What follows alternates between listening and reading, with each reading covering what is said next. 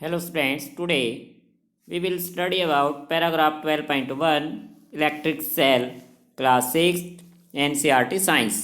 Last time student हमारे सामने question था कि where does the torch get electricity from, कि टॉर्च जो है स्टूडेंट वो इलेक्ट्रिसिटी कहाँ से गेट करती यानी प्राप्त करती है, कि टॉर्च का जो बल्ब है कहाँ से इलेक्ट्रिसिटी प्राप्त करता है। स्टूडेंट अगर आपने इस बारे में आगे स्टडी किया हो तो आपको इसका आंसर ज़रूर मिला होगा।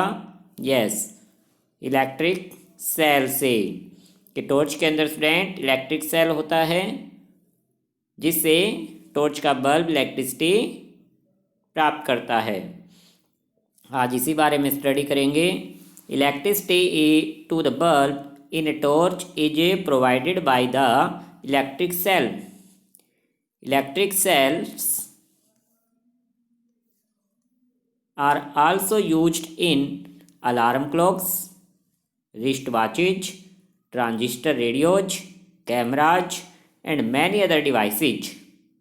Have you ever carefully looked at an electric cell?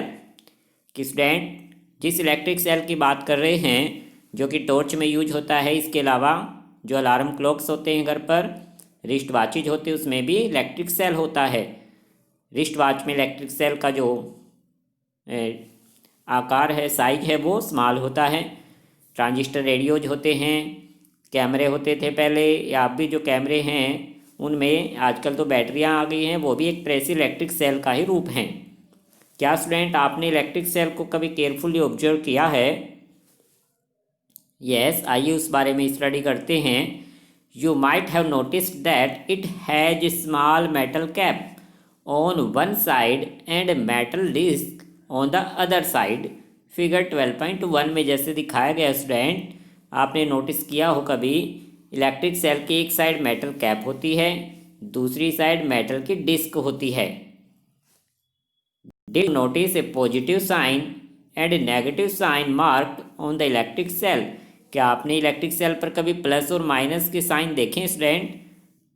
Yes, नहीं देखे हैं तो आइए हम दिखाते हैं आपको। फिगर 12.1 में एन इलेक्ट्रिक सेल का फिगर जो दिया गया student, this is positive, this is negative, और जिस साइड पॉजिटिव होता है वो इलेक्ट्रिक कैप होती है, मेटल की कैप होती है स्टूडेंट, मेटल कैप, और जिस साइड नेगेटिव साइन है वो मेटल की डिस्क होती है, उस साइड को मेटल डिस्क कहते हैं।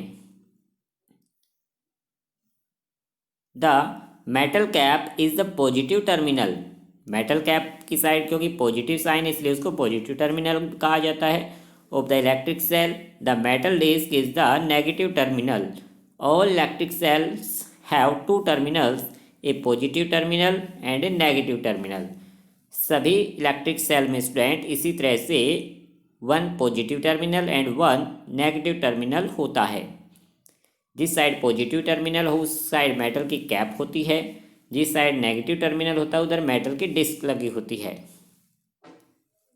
N electric cell produces electricity from the chemicals stored inside it. When the chemicals is in the electric cell is used up, the electric cell stops. कि student electric cell के अंदर एक खास किस्म का chemical होता है जिससे इलेक्ट्रिसिटी प्रोड्यूस होती है।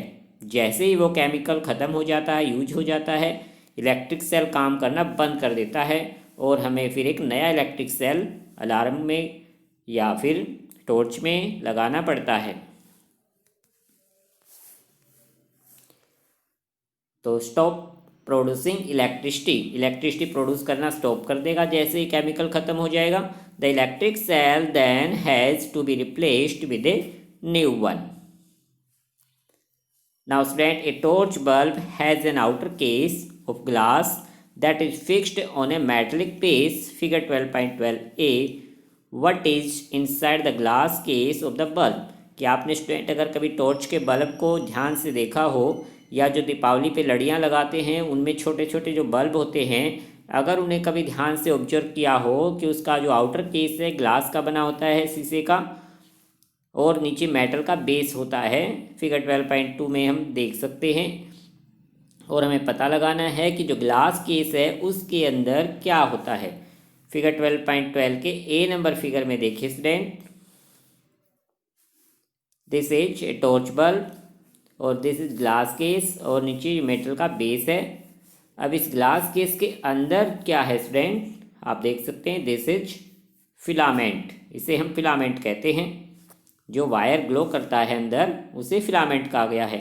और ग्लास केस के नीचे जो बेस है वो मेटल का है, जिस पर टर्मिनल्स हैं, फर्स्ट टर्मिनल और सेकंड टर्मिनल साइड में होता है कि बल्ब के भी 2 टर्मिनल्स होते हैं। आइए इस बारे में एक्टिविटी स्टडी करते हैं। Activity 1, take a torch and look inside its bulb. You can also take out the bulb with the help of your teacher. What do you notice? Do you find a thin wire fixed in the middle of the glass bulb? Figure 12.2b. Now switch the torch on and observe which part of the bulb is glowing. Student, bulb को जब ध्यान से आप देखेंगे, notice करेंगे कि उसके अंदर जो थिन वायर ग्लास बल्ब के अंदर है उसे फिलामेंट कहते हैं। और टॉर्च को जब ऑन करते हैं तो वो पार्ट, बल्ब का वही पार्ट ग्लो करने लग जाता है जो कि ग्लास केस के अंदर है। The thin wire that gives off light is called filament of the bulb. The filament is fixed to 2 thick wires which also provide support to it as shown in figure 12.2b. One of these thick wire is connected to the metal case at the base of the bulb. The other thick wire is connected to metal tip at the center of the base. Student, जो part glow कर रहा है bulb का उसे filament कहा गया और वो फिलामेंट 2 थिक वायर से कनेक्ट होता है जो उसे सपोर्ट देते हैं, सहारा देते हैं। और वो 2 वायर्स, एक वायर नीचे बल्ब के बेस पे जाता है और दूसरा मेटल टिप पर सेंटर में जाता है।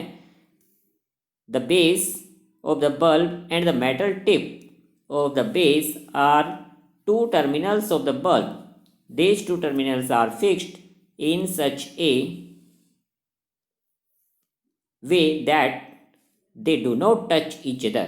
कि ये दोनों ही टर्मिनल्स होते हैं बल्ब के और इस तरह से कनेक्ट होते हैं कि एक दूसरे को टच नहीं करते हैं। The electric bulbs used at home also have a similar design. और जो बल्ब हम घर पे यूज करते स्टूडेंट सेम इसी डिजाइन में होते हैं, उनमें भी एक फिलामेंट होता है और इसी तरह से 2 टर्मिनल्स होते हैं। Thus both the electric cell and the bulb have 2 terminals each. Why do they have these 2 terminals? कि स्टूडेंट, आज हमने देखा कि इलेक्ट्रिक सेल में भी 2 टर्मिनल्स हैं और टॉर्च के बल्ब में भी 2 टर्मिनल्स होते हैं। बट स्टूडेंट, माइंड में क्वेश्चन है वाई, इसका रीजन क्या है, क्यों, why they have these 2 terminals, कि इनमें 2 टर्मिनल्स क्यों होते हैं। इसका पता लगाने के लिए हम नेक्स्ट टाइम पैराग्राफ 2.2 स्टडी करेंगे। A bulb connected to an electric cell, कि बल्ब को जब इलेक्ट्रिक सेल से कनेक्ट कैसे करते हैं, क्या प्रोसीजर होता है, इस बारे में एक्टिविटी 2 भी है।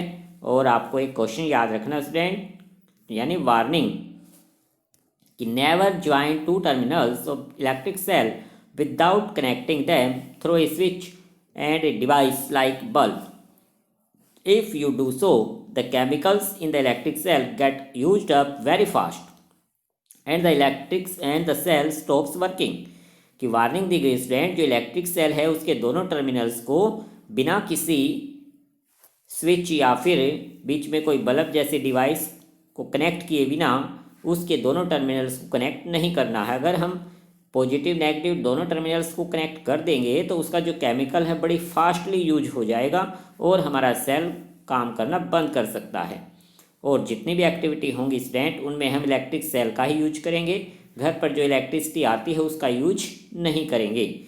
और एक बात और नोटिस करना स्टूडेंट, जो इलेक्ट्रिक सेल हमने ऑब्जर्व किया है उसके जो 2 टर्मिनल्स हैं उनमें आप देख सकते हैं पॉजिटिव टर्मिनल होता है, 1 is positive terminal, second is negative terminal. But student, जो बल्ब होते हैं, कोई भी बल्ब है, टॉर्च का बल्ब है या सिंपल कैसा भी बल्ब है जो घर में यूज करते हैं, उसमें भी 2 टर्मिनल्स होते हैं। जो फिलामेंट है वो 2 वायर से कनेक्ट है, एक वायर नीचे जाता है और एक साइड में। ये दोनों भी टर्मिनल्स कहलाते हैं, बट इनमें पॉजिटिव नेगेटिव नहीं होते, दोनों ही टर्मिनल सेम होते हैं। बट स्टूडेंट क्वेश्चन क्या आया माइंड में कि why do they have these two terminals, कि ये दो टर्मिनल्स क्यों होते हैं। इसके पीछे भी एक रीजन है स्टूडेंट। जैसे ही चैप्टर को आगे स्टडी करेंगे आप इस बारे में समझ जाओगे। आज आपको यहाँ तक रिवाइज करना है और पैराग्राफ 12.2 को भी एक बार जरूर रीड करना, ताकि नेक्स्ट टाइम आप इसे अच्छे से समझ सको। Okay student, thank you.